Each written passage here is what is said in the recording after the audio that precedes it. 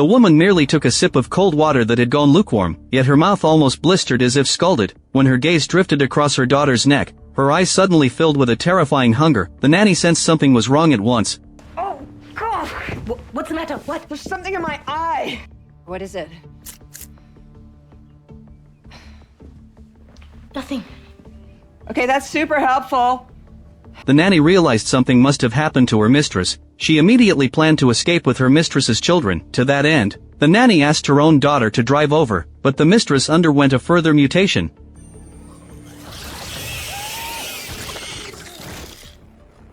The group tried to flee in a hurry, yet the mutated mistress chased after them relentlessly. It wasn't long before she cornered them once again.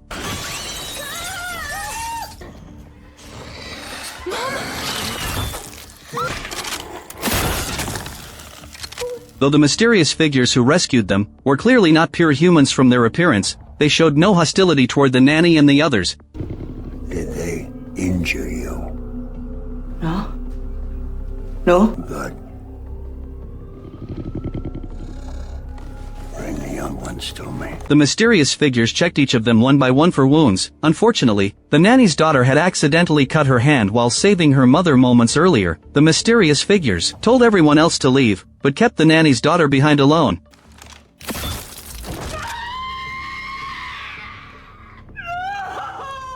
Be quiet.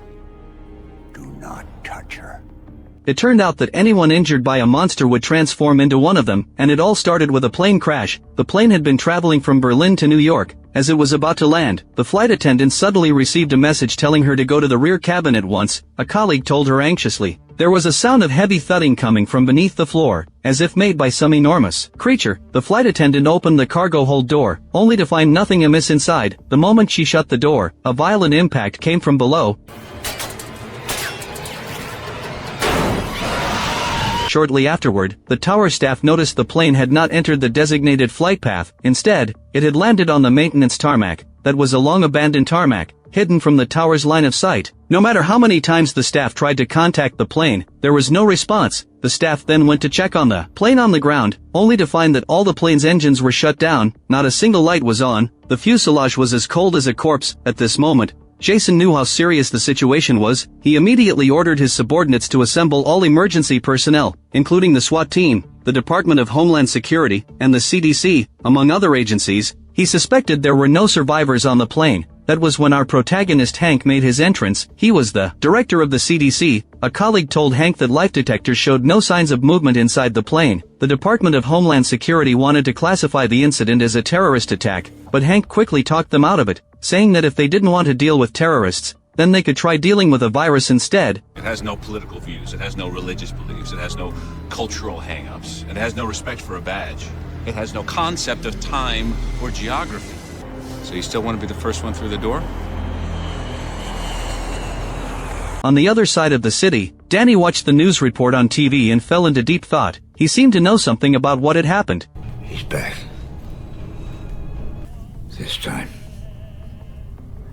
I cannot fail. At this moment, the heart inside the glass jar beat once. Then, Hank and Nora boarded the plane in full protective gear, and the sight inside left them utterly shocked. Everyone on board was dead. They were sitting peacefully in their seats. There were no signs of a struggle, no blisters or traces of chemical agents were found either. There were no bruises on any of the bodies. The incident had happened abruptly. They had passed away without any pain. However, the plane was filled with ammonia fumes, a substance that was never supposed to be present in the aircraft's systems. When they shone in ultraviolet light, they discovered numerous biological organisms. These organisms had spread all over the cabin. They deduced that the ammonia was a byproduct of these organisms. Nora went to check the cockpit and found the door had suddenly opened. The inside showed the same eerie signs as the rest of the plane. As she examined the captain, she was shocked to find the supposedly dead man suddenly wake up. He wasn't alone. 3 other passengers on the plane also regained consciousness at the same time. The 4 of them were immediately placed under medical quarantine. Hank questioned them about what had happened on the plane, but none of them had any memory of the incident.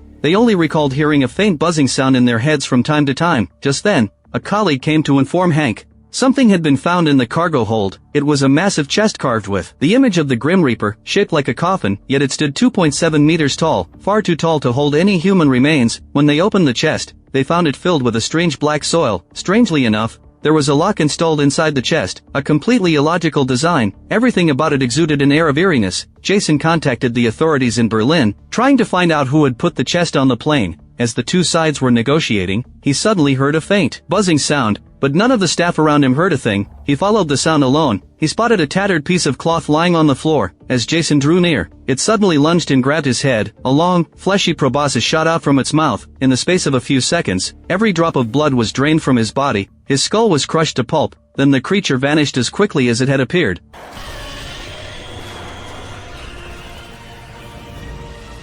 On the other side, the forensic examination revealed all the bodies bore an identical small incision. The depth of the cut was precisely calibrated to avoid piercing the carotid artery wall. The incision was sharp and precise, leaving no bruises whatsoever. This wasn't possible at the time. What was even more bizarre, when the coroner sliced open one of the corpse's hands, a white fluid oozed out instead of blood. There was no blood pooling in the bodies, nor a single red blood cell to be found. A biologically impossible phenomenon. At the same time, Dany sought out Hank and claimed he knew the truth behind the outbreak. He had encountered this virus before and fought against it. Ordinary preventive measures would do nothing to stop its spread. This was exactly the scenario he had been anticipating. Hank asked who he was, but Dany refused to elaborate, only stating that to stop the outbreak, every passenger on the plane, alive or dead, must be eliminated, their heads cut off and burned to ashes. But Hank dismissed Dany's words, writing him off as a raving lunatic. Security guards stepped forward and restrained Dany. Dany shouted in frustration, Doctor, did you find the coffin? If you have the coffin, then you still have him. It is not too late. Destroy the coffin. Do not allow it across the river. His warnings fell on deaf ears. Instead, he was thrown into jail on charges of disturbing the peace. Meanwhile, Hank and Nora returned to inspect the plane's interior, and discovered a parasitic worm. It resembled a horsehair worm or a dog heartworm, yet its structure was far more primitive. Its digestive system had atrophied to the point of uselessness, and it exhibited aggressive behavior, as if searching desperately for a host. With an urgent, primal drive, Nora also found a clump of soil, teeming with these same worms. The two of them realized something was gravely wrong. This soil was identical to the dirt found inside the coffin. By the time they rushed back to the cargo hold, they found the coffin had vanished without a trace. Security footage showed something carrying the coffin away single-handedly. It weighed a staggering 227 kilograms, a weight no human being could possibly lift, and Nora thought back to the old man's earlier warning. The old man said if you have the coffin, you still have him. Over at the morgue, a man was performing an autopsy. He removed a heart and placed it on a scale. A sudden clatter disrupted his work. He leaned in to check, but found nothing out of the ordinary. Yet the scale began to make a faint noise. The seemingly lifeless heart suddenly started beating again. The man picked it up and saw it was covered in writhing worms. He dropped the heart in terror, but it was too late. One of the worms burrowed into his palm. In his panic, he knocked over his surgical instruments. He fumbled for a pair of tweezers and managed to yank the worm out with great effort. When he turned around, all the corpses had risen from their gurneys. They were completely feral, swarming him and tearing him apart limb from limb. The scene shifts. Her tongue and soft palate were pale, her skin was dry, and had lost all elasticity. There were no signs of struggle on her body. The little girl had passed away peacefully. She had been pronounced dead. Yet days later, unexpectedly, the girl returned home, dressed head to toe in red. Papa, je froid. The man was utterly stunned, convinced it was a divine gift. God had returned his daughter to him. He stepped forward and hugged her tightly, but the little girl's face was ashen, her skin cold and rigid, her body had no warmth left, her eyes flickered unnaturally, but the man paid no heed to these signs. He called Hank to thank him for sending his daughter home, but Hank was completely bewildered by the news. Had someone delivered the girl's corpse back to her family? But according to the man, it was no corpse, but a living, breathing child. Hank was about to ask for more details, but the man hung up abruptly, sensing something was terribly amiss. Hank rushed to the morgue immediately, only to find it completely deserted. All 206 bodies were gone without a trace. On the other side, the little girl was taking a bath. Her eyes were vacant, staring blankly ahead. The man thought she looked troubled. He asked softly, sitting beside the tub. Then he reached out and stroked her hair, only to find large clumps of hair falling out in his hand. Then the girl kept muttering that she was freezing cold. Suddenly, a long fleshy proboscis shot out of her mouth and latched onto the man.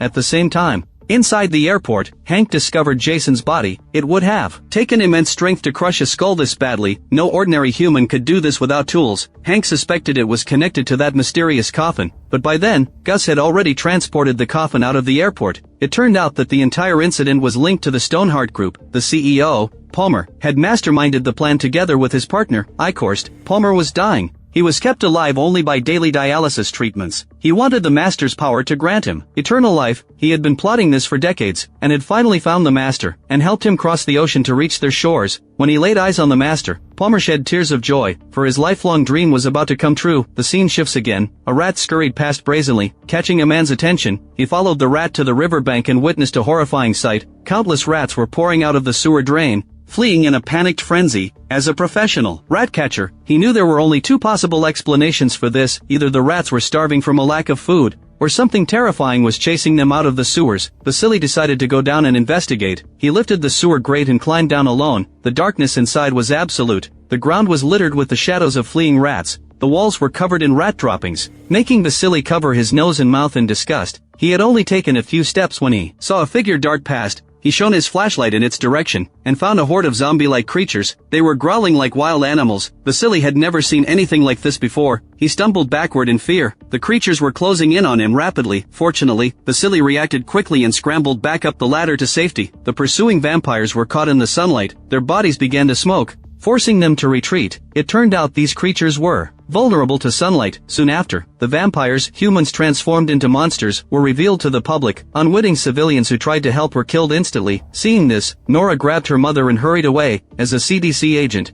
she knew exactly how dangerous this virus was. Hank rushed home to warn his ex-wife and children, telling them to leave the city at once. He claimed a deadly epidemic had broken out, and it was spreading rapidly throughout the city. But his ex-wife refused to believe him. Her boyfriend echoed her doubts. If the situation was really that urgent, why hadn't the government issued a warning? Instead, they were hunting Hank down. Hank argued that the government was trying to cover up the truth. He knew too much. Someone didn't want the public to learn about the virus. As the three of them argued fiercely, two agents showed up at the door. Hank was arrested. It turned out his ex-wife's boyfriend had tipped off the police. Meanwhile, Vasily returned to his workplace, only to find it empty. He opened the storage room door and peered into the darkness. His boss was sitting motionless in the bathroom. When he saw Vasily, he lunged at him aggressively. A long proboscis shot out of his mouth, attempting to strike, but Vasily managed to push him away with all his strength. He then yanked the curtains open. As sunlight flooded the room, his boss quickly collapsed, lifeless. Outside the window, a total solar eclipse was taking place, giving the vampires the perfect opportunity to hunt humans freely in broad daylight, and Hank recognized one of them.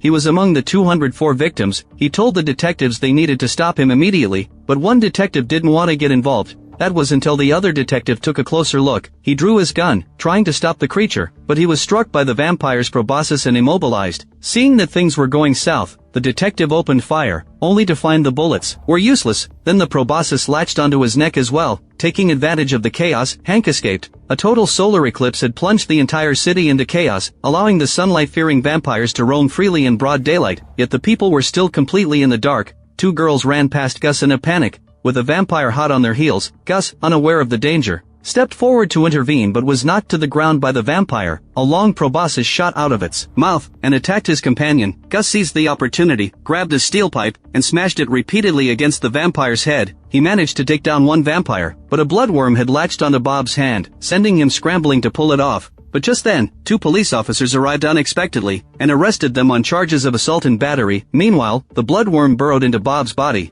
Having escaped from the police, Hank tracked down Dany. He was the only one who knew the full story. When he entered the room, he found Nora and her mother were there too, and Dany had already come up with a new plan. The arrested Gus tried to tell the police everything he had seen. You didn't see that fat dude's body? Do I look like a corner to you, arms up? He had a 6-foot frog tongue. He bled white, he had worms in his blood. But the officers dismissed his words as nonsense, thinking he was high on drugs. Back in his cell, Gus noticed that Bob's complexion looked extremely off. He was weak all over. It was clear that he was in the process of turning. On the other side, Dany pulled out a cache of silver bullets he had kept for years. He had forged them himself. Vampires were especially vulnerable to silver. It could burn them. If they could kill the master, all of his progeny would die instantly, and the plague would come to an end. But Hank thought this defied all biological logic. He couldn't believe that destroying one creature could cause countless others to drop dead for no apparent reason. It was simply impossible. But Dany swore by his own experience that it was true. As the two of them argued heatedly, Nora cut in to interrupt them, saying that the top priority right now was finding the master. Dany knew the master's lair must be extremely well hidden. It would be nearly impossible to find him directly, but they could track down his human accomplices instead. and Hank's friend Jim, in exchange for a cure for his wife's cancer, had been the one who helped the Master cross the ocean. He must know something. By this time, the world outside had descended into complete chaos. Nanny returned home with the children in tow. The little girl was the first to spot her father's body. He was in the process of turning. The girl suggested taking him to the hospital, but the nanny insisted they needed to get away from there immediately. Just as they were about to leave, they were blocked by a vampire. It was the children's mother, and she lunged at them. The unsuspecting girl tried to fight back with her hands but was stabbed by the proboscis. They ran for their lives, and locked themselves in a room. But the room was surrounded by glass walls. Even though the vampires had lost their humanity, they still retained a certain level of intelligence. They smashed through the glass door with a baseball bat, then they closed in on the little girl, ready to feed. In the nick of time, a mysterious figure shot her down, then swiftly gunned down another vampire. The figure was pale-skinned and wore a hooded coat, with 4 henchmen following closely behind. His features were clearly not entirely human. He asked the nanny if any of the 4 had been injured, then he checked the 2 younger children. When he turned to the older girl standing behind, the girl only said she'd been bitten, and that she would be fine. The man looked at her wound and made a decision. He told the nanny to take the younger children and leave at once, but he left the older girl behind, then he shot her dead without hesitation. Be quiet. Do not touch her. On the other side, the vampire Eichhorst had started keeping humans captive like livestock. Whenever he needed to feed, he would turn a crank to slowly move a man closer to the stone platform. The more feebly the man struggled, the more it aroused his primal thirst for blood. He was the Master's representative on Earth. Unlike ordinary vampires, he retained his full consciousness. But while we wait for the world to change, I need you to last me a few minutes more.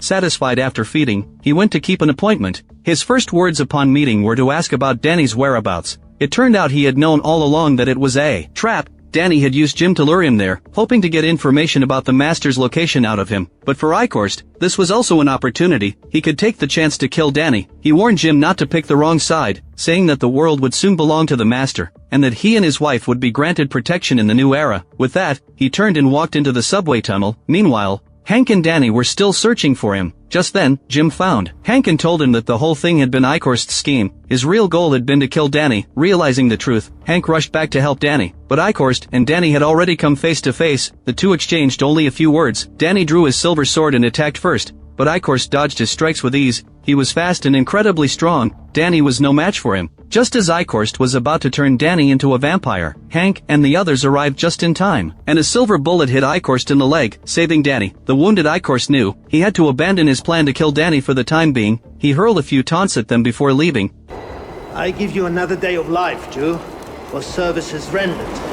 Then he climbed up the outer wall of the subway tunnel and escaped. Dany's plan had failed once again. This had sent a message to the Master. He wouldn't let this go unpunished. The vampires feared sunlight because it contained ultraviolet rays. If they could simulate sunlight, they would be able to fight back against the vampires at night. So they headed to a medical supply store, which had UV lamps in stock. They could use the lamps as weapons, but inside the store, they ran into the rat catcher Vasily. He had also come looking for UV lamps. He had already encountered the vampires, and knew that ultraviolet light was the most powerful weapon against them. Learning that Hank and the others were also there for the UV lamps, to eliminate the rats, he gave 6 lamps to Hank. After the group stepped outside, Hank wanted to gather some more supplies, so he took Nora and Jim to a nearby store. Dany took the opportunity to stay behind and watch the car, but his real intention was to recruit Vasily to their team. Because Vasily had taken down 2 vampires all by himself, proving how formidable he was in combat. But Vasily looked at the elderly Dany, and said he preferred to work alone, fighting by himself. But in the blink of an eye, he ate his words and became Dany's ally. A vampire was closing in on them. Dany pulled out his homemade nail gun, restricted his movements, and then swung his knife to chop off his head. The people inside the store were shocked by the sight. Just then, another vampire lunged at Dany from behind, but Vasily smashed it to the ground with a single powerful blow. As more and more vampires began to gather, Hank and the others had no choice but to fight and retreat. Eventually, they had to take shelter inside the store. There were only a few civilians inside the store, including the store owner, a clerk, and a couple. The girl tried to call the police, only to find there was no signal.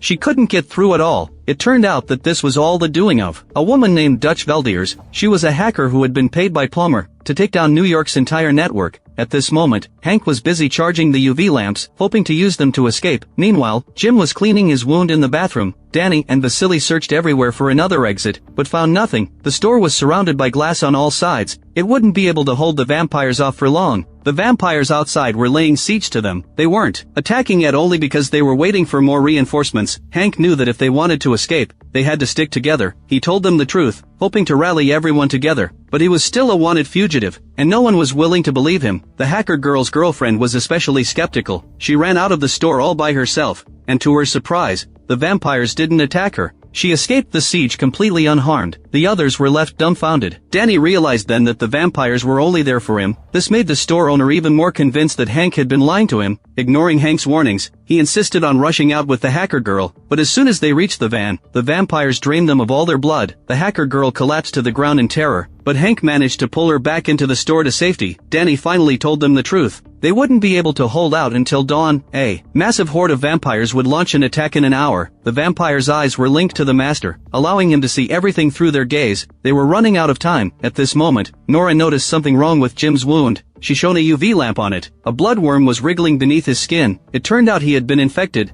Dany knew that once infected, there was no cure. But Hank insisted on trying to treat him with modern medicine. He thought that if they could extract the worm, Jim might survive. With a sharp cry of pain, the bloodworm was pulled out. Just then, a cry for help came from outside the door. A vampire had smashed through the glass and was trying to get inside the store. Hank sensed the danger and quickly turned on the UV lamp to repel the vampire. Dany took the opportunity and shot it in the head, but the vampires outside cut the power supply. The store was plunged into complete darkness. Their situation had just gotten much worse, and the vampires took the chance to attack Vasily and the others. Faced with the vampire attack, they had to retreat further into the store. The UV lamps were running out of power quickly. They would last no more than 20 minutes. They couldn't afford to delay any longer. They had to find a way to escape. Dany suggested that the van was their only hope. They had to take the risk. At this moment, Vasily's rat-catching experience came in handy. He mixed alcohol and engine oil to make incendiary weapons to clear a path. Just as the group was about to set off, Hank noticed more bloodworms wriggling under Jim's skin. When he shone the UV lamp on Jim's back, it was covered with them. They had to make a choice. As the group argued heatedly, Vasily pulled out a gun and shot Jim dead without hesitation. Because Hank and the others couldn't bring themselves to do it, he had to take matters into his own hands. Although Hank hated what Vasily had done, he had to cooperate to get out of their current predicament. Vasily used the Molotov cocktails to clear the way, keeping the vampires at bay. He also used UV light to create a defensive barrier around them. They finally found the keys on the store owner's body, and managed to escape safely. The origin of the master could be traced back to a long time ago. There was a nobleman named Joseph Sardou, born with gigantism. He had to rely on a cane to walk. Despite his disability, his condition had taught him humility, a trait that most nobles lacked. He was kind and would share candies with the village children, but his elder brother was ashamed of his frail body and deformed appearance, so he organized a hunting expedition in the depths of winter. Their journey was long and perilous, and the weather was harsh, but Joseph managed to endure it. They hunted in the forest for days but found no trace of the legendary wolves. Instead, they were stalked by a mysterious creature. They had turned from hunters into prey. His brother and the other hunters went to investigate, but they never returned. Joseph had to follow their tracks to find them, only to find a headless corpse. Its head had been smashed to pulp. He became more and more certain that his brothers were all dead, and now it was up to him to kill the monster and avenge them. He held a torch and stormed into the cave, only to find that it was no beast, but an ancient, ravenous creature. When the creature stared at Joseph's massive frame, it actually smiled. I can smell the silver on the blade.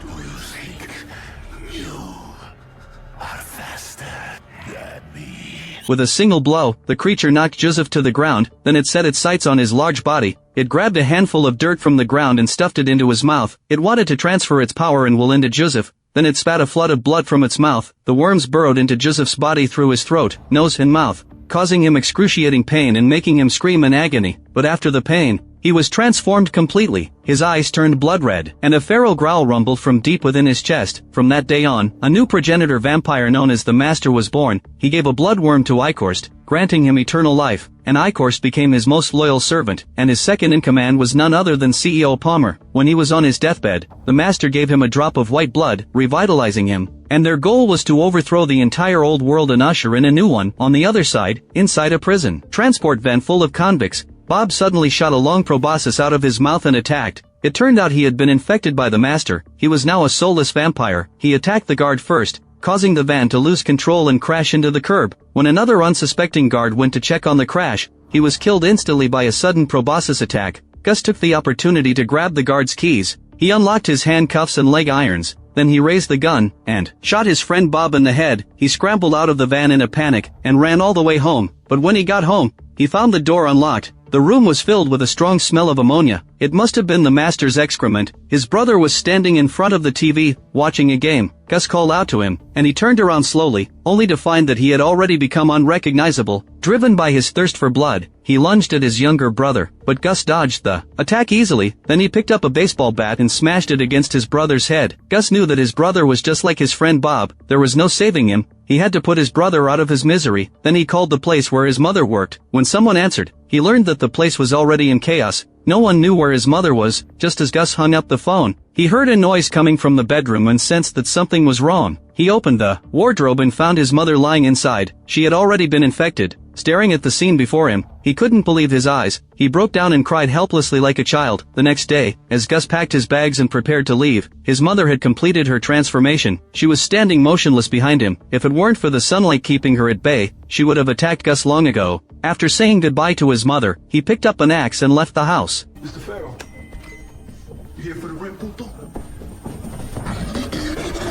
Meanwhile, with Dany's group, the group was tracking the master's whereabouts through the subway tunnels. The ground was covered with excrement. It seemed they were getting close to the master's lair. Just then, Hank discovered a passage. It looked like it had been dug by vampires.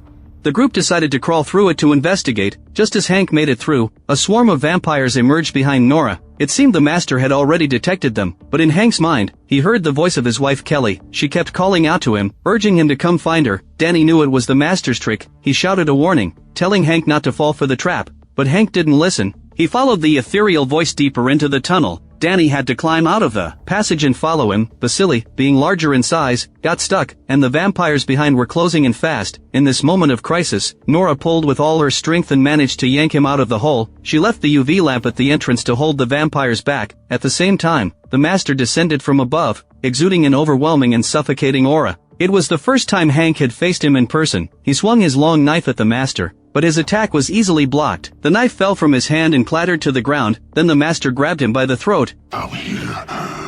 Please throw me. As he failed, I am a drinker of men.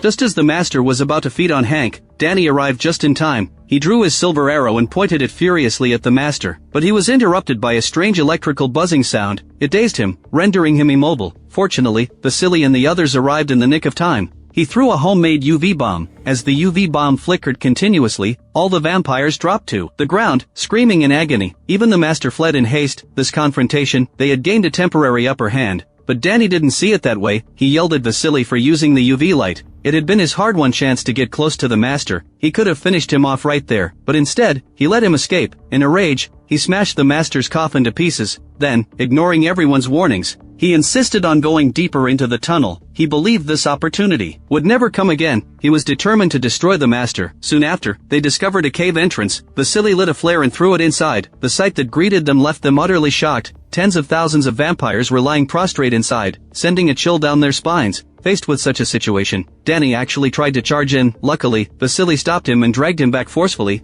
After returning to the pawn shop, Dany listlessly lifted a tablecloth. Inside a glass jar was a heart. It was his wife's heart. It turned out that when Dany was young, he had been tracking the master's whereabouts all along. One day, he finally got a lead. He rode alone to a castle to investigate. He found many discarded wallets and watches on the ground. There was also an abandoned well ahead. Could the master be inside? Dany climbed down using a rope. At the bottom, he found a small opening. He crawled through the opening into total darkness. A pungent stench filled the air. It must have been vampire excrement. He opened an iron gate and saw a vampire lying on the ground. Another vampire with blood-red eyes was standing against the wall. Just as Dany was about to behead them, the vampire suddenly spoke in a human voice.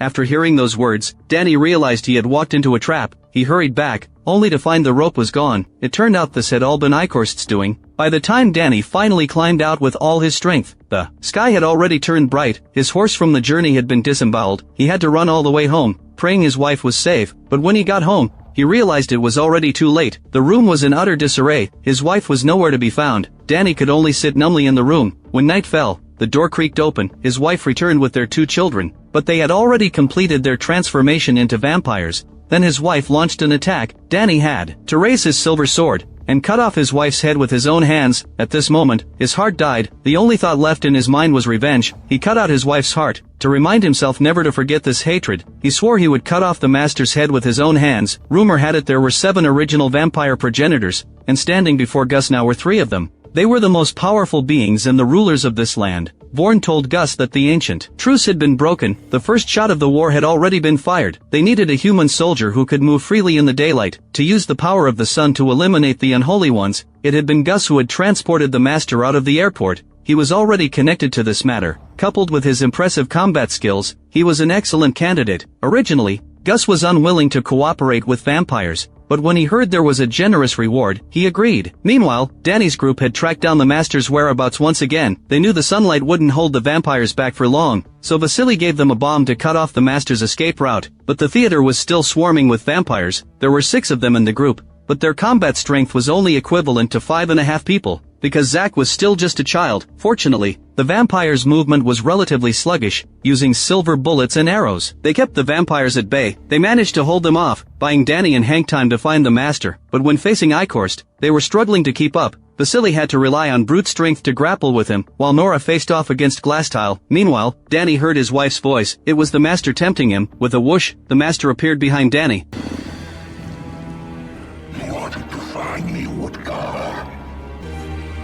Here I am. I have waited for this day. Hank arrived with Zack right after. He used a chandelier to smash the window. A ray of sunlight shone on the master. Then, with his son's help, Hank smashed more windows. A flood of sunlight poured in, leaving the master with nowhere to hide. Dany seized the opportunity to attack, but was swatted away with a single blow. Hank charged forward with his knife. In a panic, the master crashed through the glass and fled outside, leaving his entire body exposed to the sunlight. At the same time, the other vampires sensed this, stopped their attacks, and retreated one after another. Just as Dany was about to slay him in the name of God, the master suddenly stood up. At this moment, he seemed to no longer fear the sunlight. Hank stared in disbelief. If sunlight couldn't kill the master, what other options did they have? This attack had failed once again. We're lost.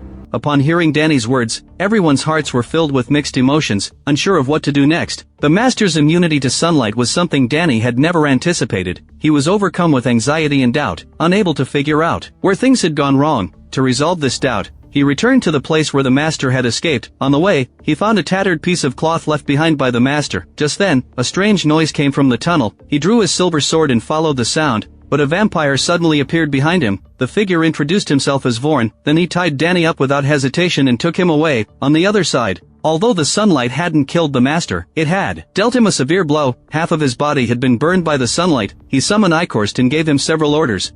Was kann ich tun, mein Meister? Meine Rache vorbereiten. Weiter. Nach Vorjahr.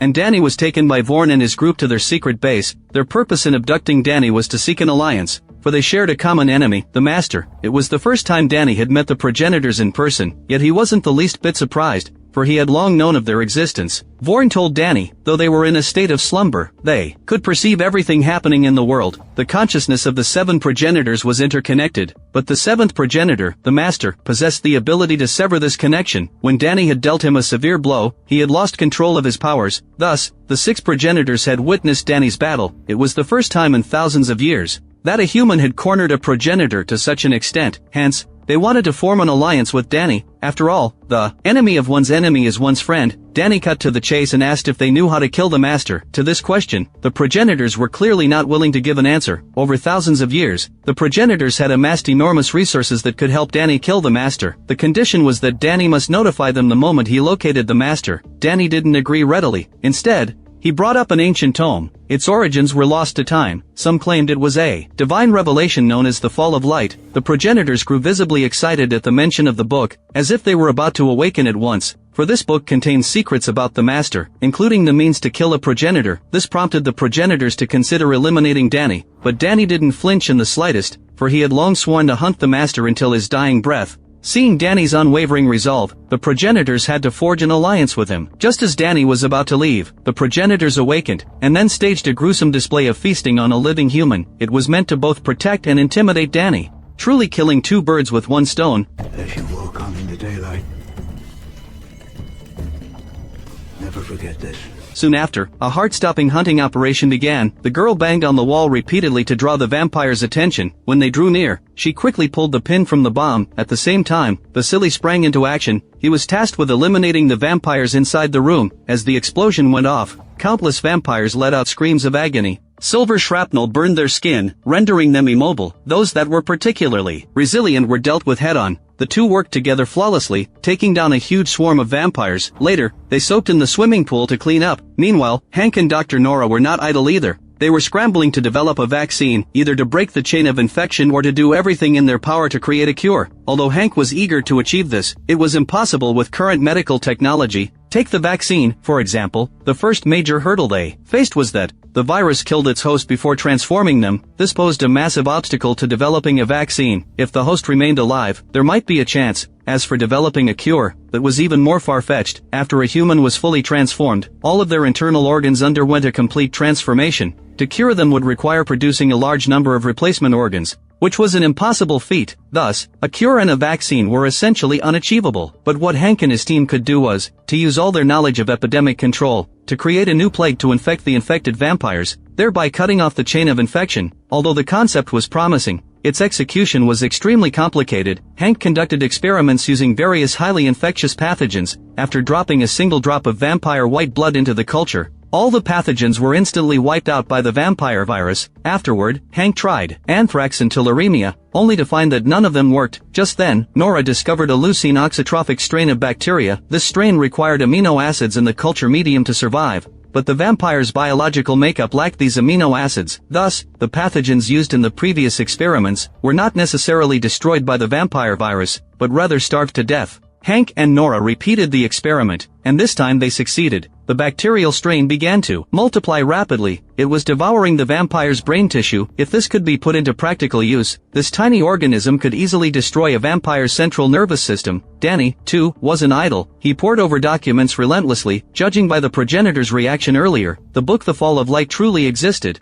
He was determined to find this book and use it to destroy the Master once and for all. Meanwhile, the Master was also busily at work. First, he ordered Icor's to track down Hank's ex-wife, and then restored her consciousness and voice, keeping her as a weapon to use against Hank later. Then he lured a group of blind children to his lair, and transformed them into a special breed of vampire using his soil. They were called the Children of the Night, or Scouts for short. They possessed a unique ability to see and perceive the world beyond the visible light spectrum. Yet not every child could be transformed perfectly. The Master would not hesitate to kill the imperfect specimens, keeping only the elite. Dany cut off the head of a vampire, and then, while no one was looking, collected its white blood and blood beads. He needed these bloodworms to prolong his own life. First, he boiled them in water and refined them repeatedly, until the bloodworms completely dissolved. Then he poured the resulting liquid into a brown vial. Administering it required great caution, for it wasn't meant to be taken orally, but rather instilled into the eyes for absorption. The next day, when Nora came to call Dany for a meal, she found him lying unconscious on the floor. His eyes were filled with blood, and his pulse was very faint. Nora immediately administered CPR. A cough escaped his lips,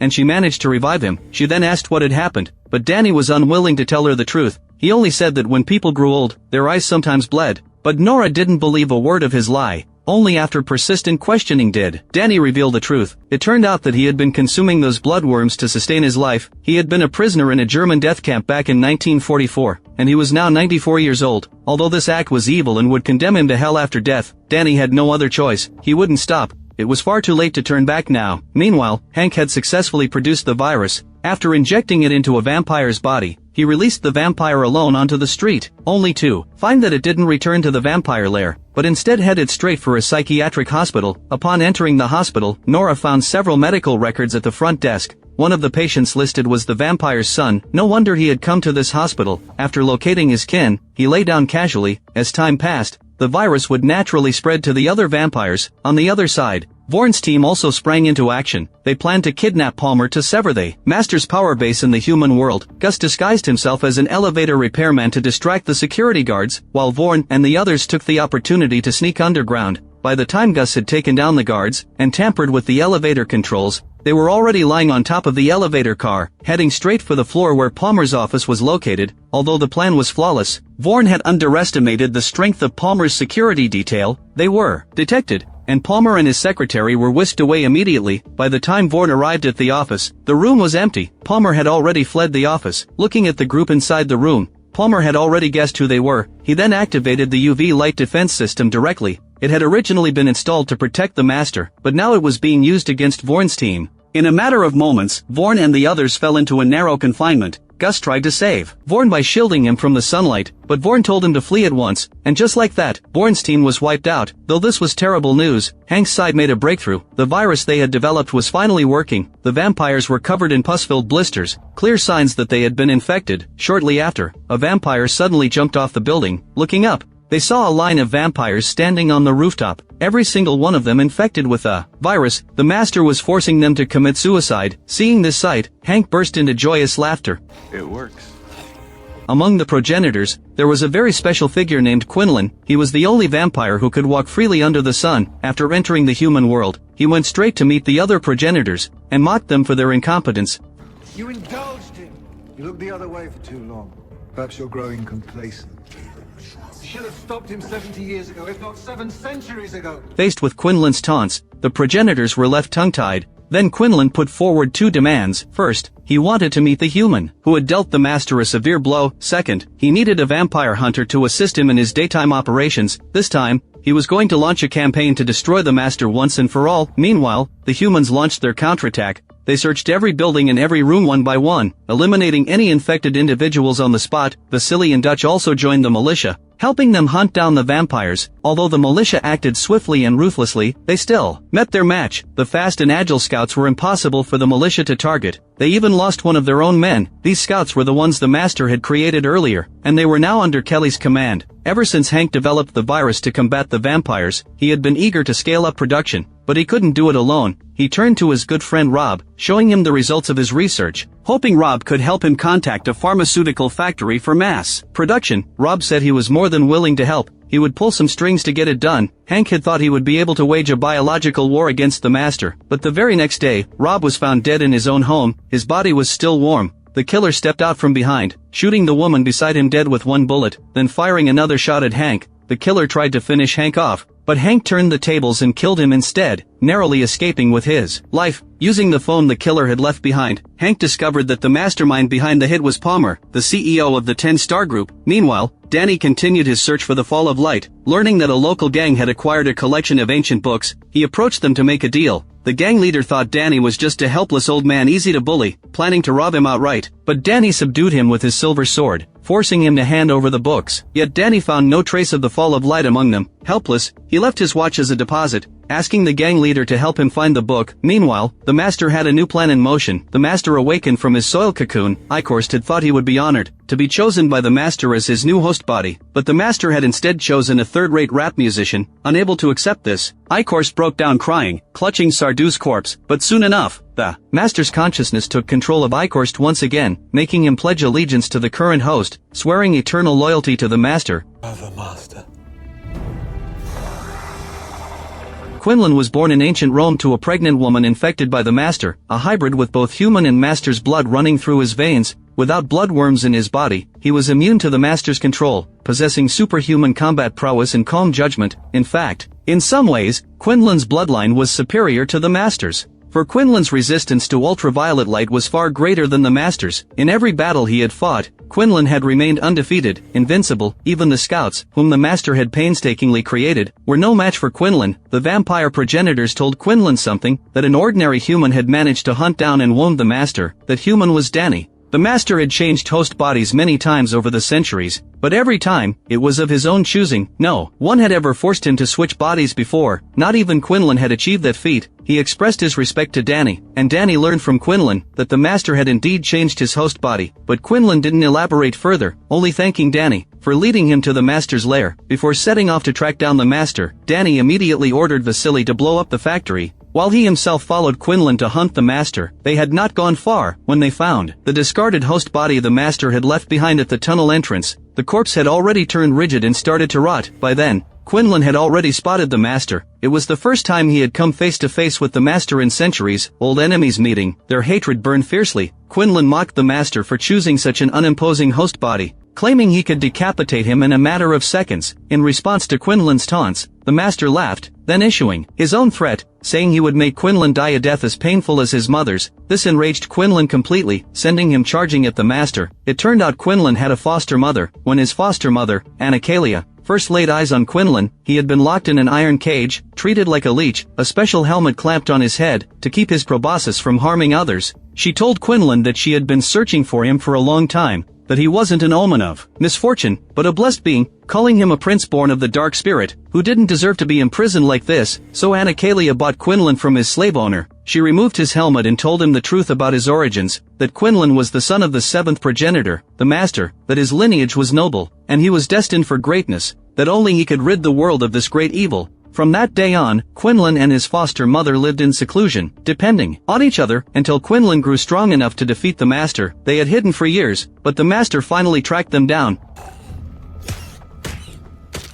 Although Quinnland managed to subdue him, their hiding place was compromised, forcing them to travel through the snow. As a human, Anacalia couldn't endure the harsh conditions for long, eventually falling gravely ill. Just then, the Master and his followers caught up with them. But the Master didn't attack Quinnland directly. Instead, he wanted to test his resolve. He trapped Quinnland and his foster mother in a cave, depriving them of food to force Quinnland's true nature to surface. He wanted to see what choice Quinnland would make. A few days later, when the Master returned to the cave entrance, his foster mother had been drained of all her blood. He tried to persuade Quinnland to join him, promising to teach him great power, but Quinnland's hatred for him ran too deep. Knowing he was no match for the Master at this time, he simply turned and walked away. Now that they faced each other again, overwhelming hatred drove Quinnland to charge at the Master, but a violent explosion blocked his path, allowing the Master to escape once more. Quinnland had lost his chance to kill the Master, blaming Dany for ruining his chance, calling it a wasted opportunity, then hurling harsh words at him. On the other side, It is my fight.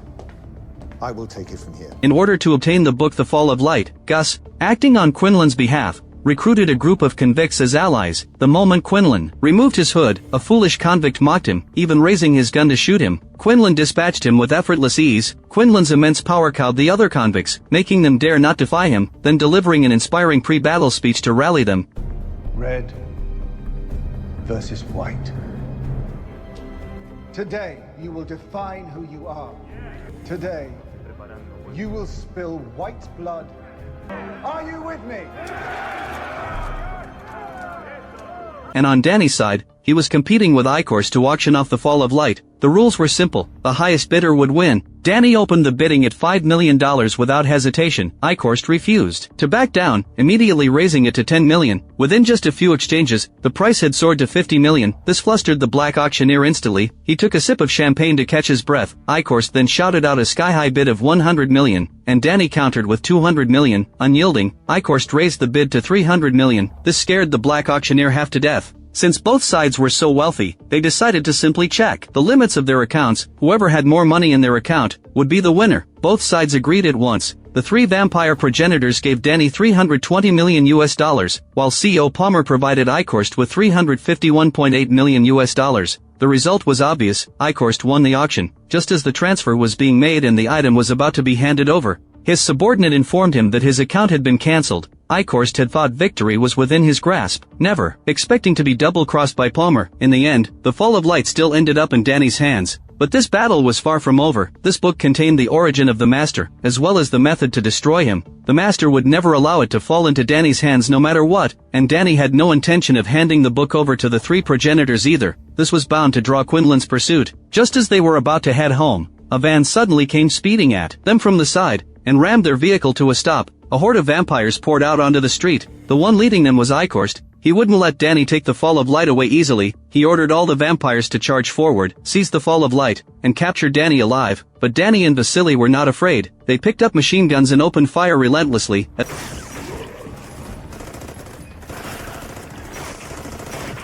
At this moment, several black SUVs appeared, and stepping out of the vehicles was Gus. It seemed Quinnland had arrived. Under the overwhelming suppressive fire, the vampires were defenseless and fell one after another. Taking advantage of the chaos, Icorst opened the car door. Just as he was about to get in, he instinctively felt a powerful sense of menace coming from behind him. It was Quinnland, who had tracked him down. Facing the firstborn, Icor stood no chance at all. He had to let the master take control of his body to speak. You were wise not to come here tonight. Cowardly, but wise. I fear no one. Nor do I. The two sides exchanged a few brief blows, knowing he was outmatched. Icor didn't dare to fight head-on and fled in haste. Meanwhile, on Gus's side, he boarded the truck under his teammate's cover, only to find it completely empty. There was a mechanism at the bottom of the truck that opened directly to the sewer below. It was clear that Dany had escaped through there. Then the ticking sound of a timer caught Gus's attention. It was a bomb that Vasily had planted before leaving. With a deafening explosion, the battle came to an end. To punish Palmer for defying his orders, which had led to him losing the Fall of Light, the Master fed on Palmer's girlfriend right in front of his eyes. From that moment on, a rift formed between Palmer, who had lost his beloved, and the Master, laying the groundwork for his eventual betrayal. At the train station, Hank was heading to Washington, D.C. with Nora and Zach. Everyone cheered and rejoiced at the thought of escaping New York. Just as Hank was about to get in line to buy some food and water, the train jolted violently as if it had hit something. At this moment, Hank knew something was wrong, and the conductor had already spotted that the tracks ahead were teeming with figures. It was too late to brake. The train had to plow through them. But those figures were not humans, they were vampires. To stop Zach from leaving New York, Hank's ex-wife Kelly had used countless vampires to form a barrier, forcing the train to a halt. The train car was plunged into complete darkness in an instant. People scattered in panic. When Hank rushed back to their seats, he found that Nora and Zach were gone. Waiting for him was a vampire. It was a scout specially bred by the Master. It moved with incredible speed, but Hank shot it right between the eyes. Meanwhile, Nora had come face to face with Kelly. Her only purpose in coming was to take her son away. Nora told Zach to run if things went south. She would stay behind to deal with Kelly. The two immediately began to fight. Nora's combat skills were formidable. Just as Nora was about to strike and cut off Kelly's head, Zach shouted to stop her.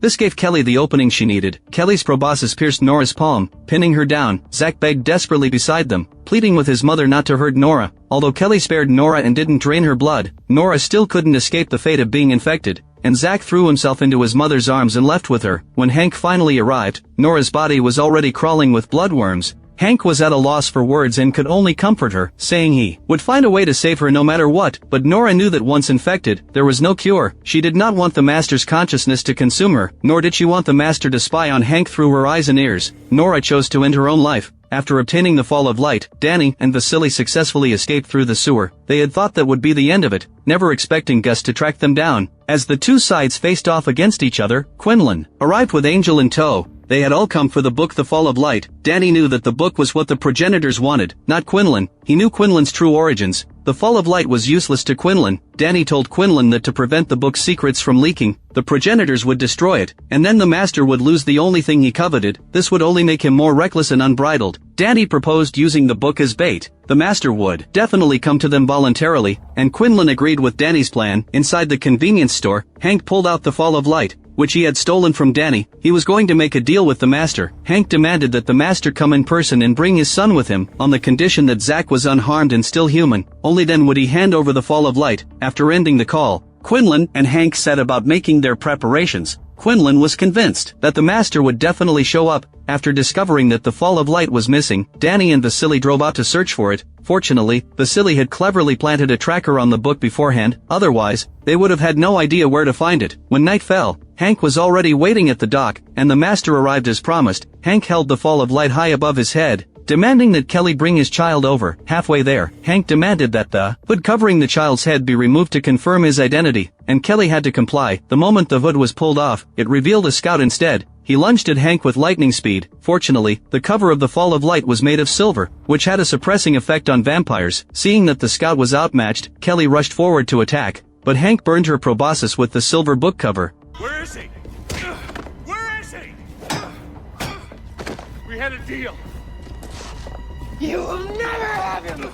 At this moment, the scout suddenly lunged at him. Hank was knocked to the ground, and the Fall of Light was seized by Kelly. The Master had finally obtained the book he had coveted for so long. Just as they were about to retreat, Quinnland appeared like a god of war. Under his relentless gunfire, the bodyguards beside the Master were riddled with bullets. This millennia-long hunt was finally going to end right here, and Dany and Vasily arrived just in time. Dany spotted a pirate commando unit. They had fought alongside each other before. Vasily shouted in alarm. They had all been turned into vampires. They opened fire on Quinnland without hesitation, catching Quinnland completely off guard. So this was the Master's backup plan. Seeing that Quinnland was about to fall, Dany threw a silver bomb, eliminating them in an instant. Then he threw another one at the Master. The Master was blasted backward, completely incapacitated. Quinnland then drew the sword on his back and strode toward the Master slowly and steadily. He summoned all his strength, leaped into the air and sliced off the Master's head with one powerful stroke. Then Quinnland collapsed to the ground. They had thought this battle, which had lasted for thousands of years, was finally over, but unexpectedly,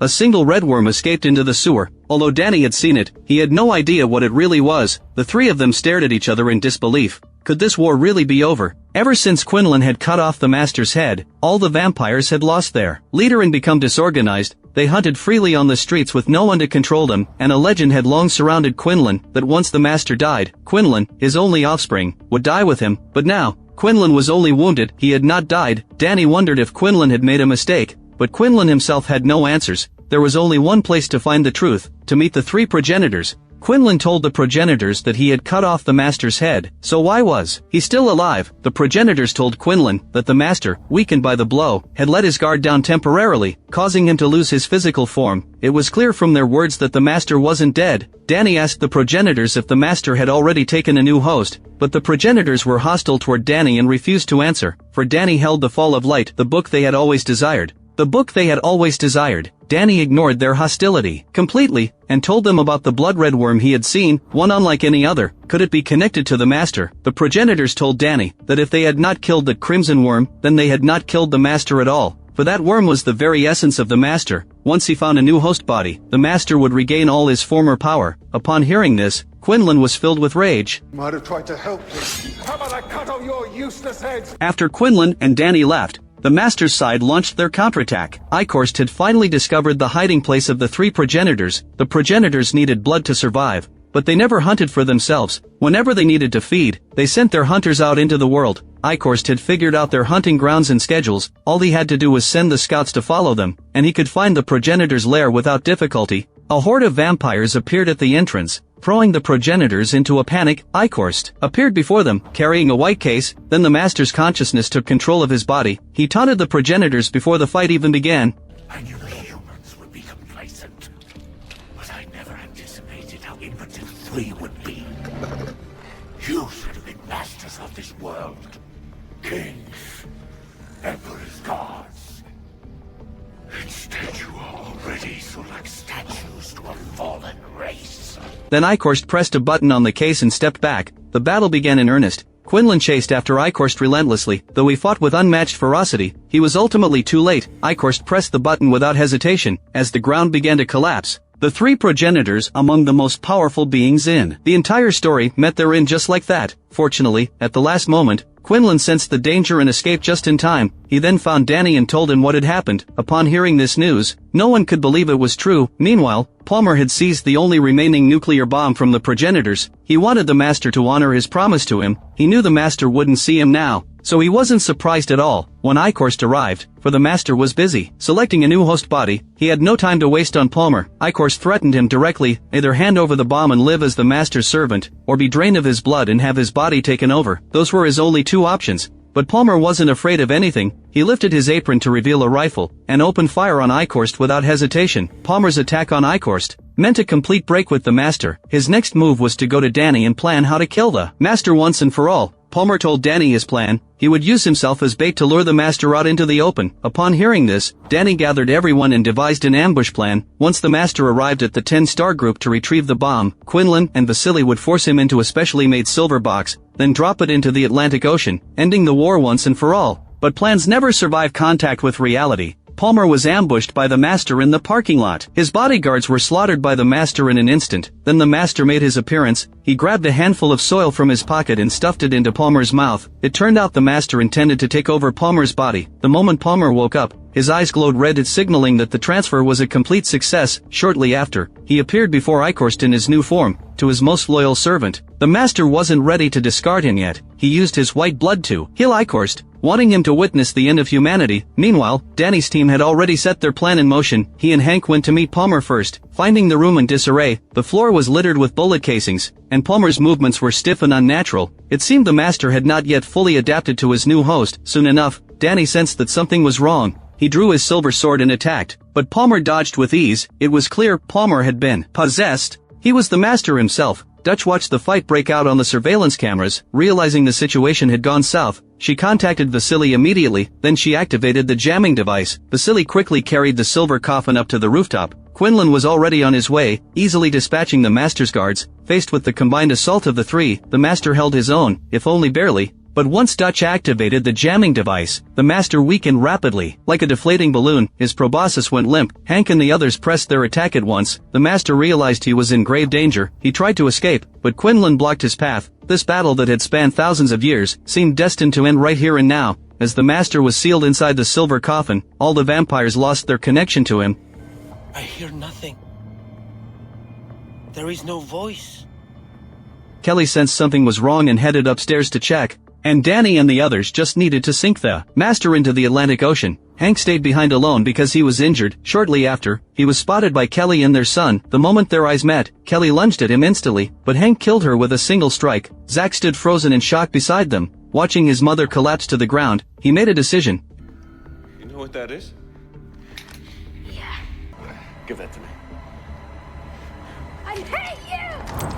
As Zack pressed the button, a nuclear bomb exploded silently. This shocked Vasily and the others out of their wits. A nuclear explosion was never part of the plan. The three of them quickly took cover. Only Quinnland stood there, staring dumbfounded. The powerful shockwave sent Quinnland flying hundreds of meters away. Fortunately, his physique was tough enough. He regained consciousness shortly after. But the coffin was empty. The master had taken the opportunity to escape. This meant all their efforts had been in vain. When Hank woke up, he found that Zack was gone. That reckless kid had run downstairs alone, staring at the devastated streets, and the distraught people wandering about. He was the one who had caused all this. The nuclear explosion had killed at least several million people, yet he didn't seem to realize it. The haze from the explosion blotted out the sun completely. This was exactly what the master had wanted. The fall of light had prophesied this, calling it the sun blinding. Under the sun blinding, the master's army could move freely even in broad daylight. They seized control of the surface world in no time, and the master took over the entire city of New York. He established a new system and founded a partnership organization. Their core philosophy was cooperation. The master would ensure humans could live normal lives. Everyone's needs would be met, food would be provided, and professional medical teams would be on hand to serve humans. But all of this came with a condition. You had to donate blood regularly to receive full protection. If you refused to cooperate with blood donations, the vampires would drain you of your blood without mercy. Seeing this, Hank fled in panic. His entire group was now wanted by the master. Following Dany's orders, Vasily and Quinnland were searching for nuclear bombs. One day, Vasily took his partner Charlotte to a local farm to trade for supplies, but the farmer mocked them. Want to trade your woman? Vasily stated his purpose. He was looking for a missile base. Rumors said there were several nearby, and they contained plenty of valuable goods. Upon hearing this, the farmer laughed out loud. Over these past 9 months, he had seen all sorts of nonsense. But for Vasily to walk in unarmed like this, just the two of them, the farmer intended to kill Vasily and take Charlotte for himself. Vasily warned him not to do it, because he had a vampire friend with him. Quinnland sprang into action immediately, dispatching several of them in the blink of an eye with his incredible speed. What the hell is that thing? Think of me as a demon. From the good book. Meanwhile, Dany and Dutch were hiding in a church, studying the fall of light, only to find that it contained no record of how to destroy the master. He tore out every page and taped them to the wall, trying to decipher its secrets but failing to find any answers, descending into a state of madness. And Zack, the culprit behind all this, was living a life of luxury. The master had even given him a Mark 18 rifle to play with, and provided him with regular doses of white blood, afraid he would be lonely. The master had even assigned him a beautiful housekeeper to tidy his room. Zack fell head over heels in love with her at first sight. As the girl was cleaning the room, she spotted the fruit on the table. She couldn't resist taking two, but was caught by a scout. Terrified, and at a loss, the girl could only scream for help. Zack rushed over and ordered the scout to leave at once. Then he apologized to the girl. Unable to accept what had happened, the girl fled the place quickly, staring at the fruit on the floor. Zack realized everything. He chased after her and found her. Then he handed the fruit to her and promised her she could take as much as she wanted from now on. But this scene was witnessed by a patrolling vampire nearby. Zach told her she had nothing to worry about as long as she stayed with him. It's okay. I can do anything I want. Go anywhere I want. I'll show you. Needs to move on. Hey, she's with me. After this incident, the girl believed Zach's words. Later on, Zach took her around to all sorts of places. Their relationship blossomed quickly, lulling Zach into a state of blissful infatuation, until one day, when Zach went to see her on his own accord, he discovered that she had a boyfriend. This drove Zach completely insane, making him act even more recklessly. His heart turned cold and ruthless. He ignored the girl's pleas for mercy entirely, ordering the scouts to drain her of her blood.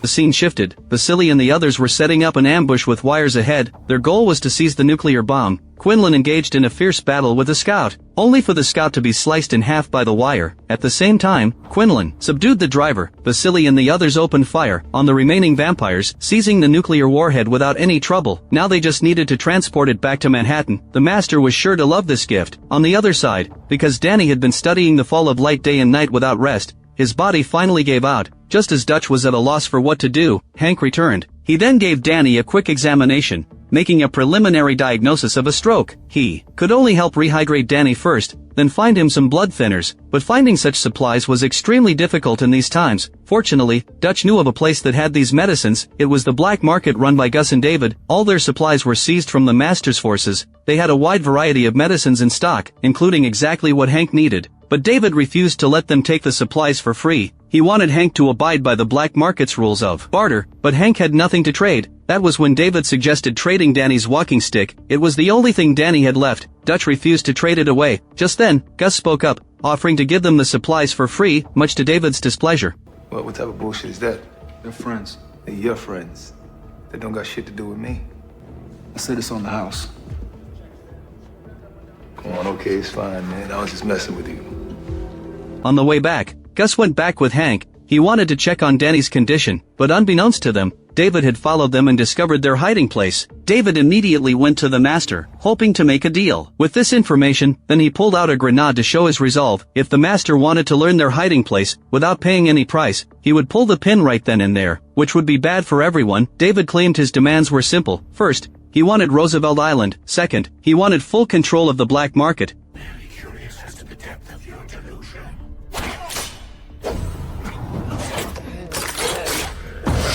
David stared in stunned disbelief at what happened next. He begged for mercy immediately, but the Master had no intention of sparing him, turning him into one of their kind on the spot. This allowed them to learn Dany's hiding place effortlessly. Then the Master ordered Icorst to track down Dany and the others, but by then, only Dany and a black girl were left guarding the church. Faced with Icorst and his men's arrival, they put up almost no resistance. The girl's neck was snapped instantly. Enraged, Dany drew his silver sword and fought back. But Icorst dodged his attacks as if it were child's play. Given Dany's current physical condition, he stood no chance against Icorst at all. He was completely at his mercy. Fortunately, Gus arrived just in time to save the day. Under the cover of heavy gunfire, Icorst made a hasty retreat. Gus helped Dany to his feet, then he continued to pursue Icorst. But his cousin lacked combat experience. Icorst ambushed him and snapped his neck, and Gus was ambushed by David, who restrained his movements. Just as he was about to be turned into one of Icorst's vampires, Dany drove his silver sword straight through Icorst's chest. Though stabbed through the chest, the wound didn't hit any vital organs. Icorst lifted Dany up effortlessly. After a brief taunt, he extended his proboscis and began draining Dany's blood. But mid-feast, Icorst realized something was wrong.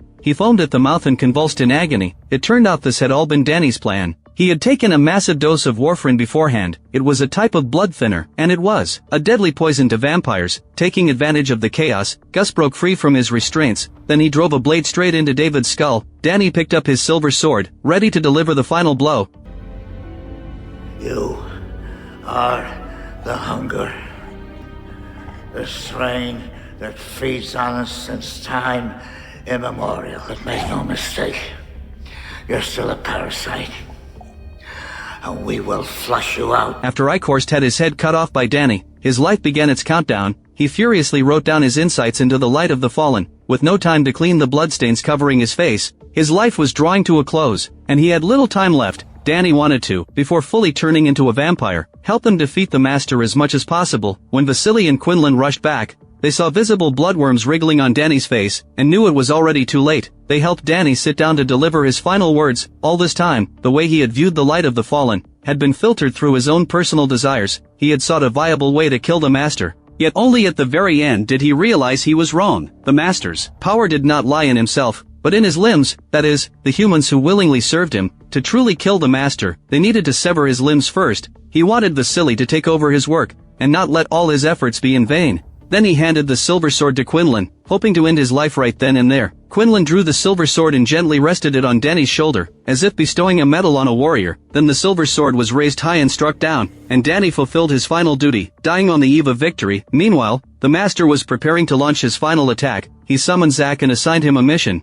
telling him to return to Ephraim and the others, and find their hiding place, so they could be eliminated in one fell swoop. Zack obediently carried out the mission. He not only made his way to Ephraim's hideout, but also announced in front of everyone that the Master's lair was on the roof of the Empire State Building. Although everyone was suspicious, they still asked Zack to draw a map of the location. Quinnland didn't trust Zack. He believed it was a trap set by the Master. His return was far too coincidental. Ephraim also knew better than to fall for it. He took Zack up to the rooftop to talk, hoping to learn everything that had happened to him lately, and why he had chosen this exact moment to come back. Ephraim handed him a can of soda. Seizing the opportunity, Zack deliberately cut his hand and let a drop of blood fall. Seeing this, Ephraim instantly understood. Zack had been drinking soda for years and had never once cut himself. Why was it happening now, of all times? Was he deliberately sending a message? He directly confronted Zack, asking if he was using his blood to mark their location, so the Master could track them down. At first, Zack tried to deny it, putting on an innocent expression, but when Ephraim lost his temper and shouted at him, Zack dropped the act and admitted the truth. The Seekers could track blood from miles away. He had cut his finger on purpose. Ephraim was so furious he wanted to shoot Zack on the spot.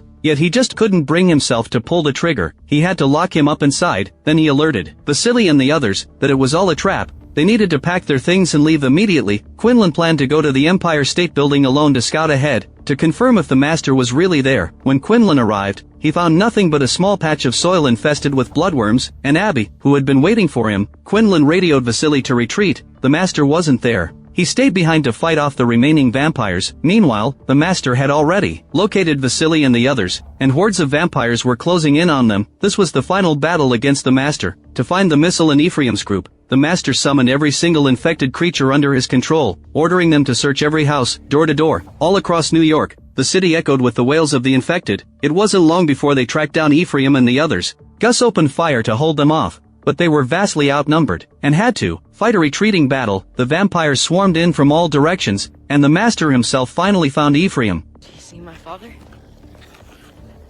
Yes. They are in retreat. Come. By the time the Master arrived, Gus had already evacuated Ephraim to safety, but their group had suffered heavy losses. Ever since losing Eichhorst, his most trusted lieutenant, the Master had been forced to handle everything himself. Otherwise, his minions would never have been able to capture Ephraim and the others. In the end, he had to step in personally, letting out a deafening screech to disorient them, robbing them of the ability to move. In this moment of crisis, Quinnland, who was immune to the screech, charged forward without hesitation, tackling the Master and Zack into an elevator. With the screech no longer a threat, Vasily counterattacked swiftly, gunning down the remaining vampires. Dutch and Vasily rushed over and slammed the elevator doors shut, but Zack was still trapped inside. Desperate to save his son, Ephraim took the service elevator down after them, planning to take Vasily's place and detonate the bomb. A short time later, Zack regained consciousness after passing out, while the Master and Quinnland engaged in a fight to the death. After several brutal rounds of combat, Quinnland tore the Master's throat out, but was left completely exhausted. He had wounded the Master severely, yet failed to kill him or render him immobile. What have you done?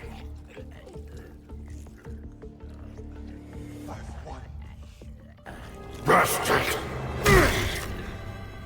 And just like that, Quinnland fell for good, killed by a single kick from his own father. By this point, the Master's body was on the verge of collapse. He had long groomed Zack to be his successor, and now was the time to possess his body. But Ephraim, who had just arrived, ruined his plan. The Master ordered Zack to shoot and kill Ephraim, promising him complete freedom in return. But to everyone's surprise, the troubled boy had a change of heart and couldn't bring himself to do it. Instead, he emptied an entire magazine into the Master, yet failed to hit any vital organs. The Master had no patience left for delays. He tried to possess Zack right then and there, but Ephraim tackled him to the ground. The two of them grappled fiercely. In the end, Ephraim became the Master's new host instead of Zack. During the possession process, the infected creatures above the tunnel began to move sluggishly, before coming to a complete standstill. Vasily recognized this sign: either the master was dead, or he had switched to a new host, and then Ephraim woke up. They thought they had won the battle. But as time passed, the master's consciousness gradually took over Ephraim's mind. Ephraim knew that this body would no longer be his soon. Summoning his last shreds of will, he stumbled over to the detonator, intending to press the button and detonate the nuclear bomb. But at the critical moment, he lost himself completely, transforming into the new master. Seeing what had happened,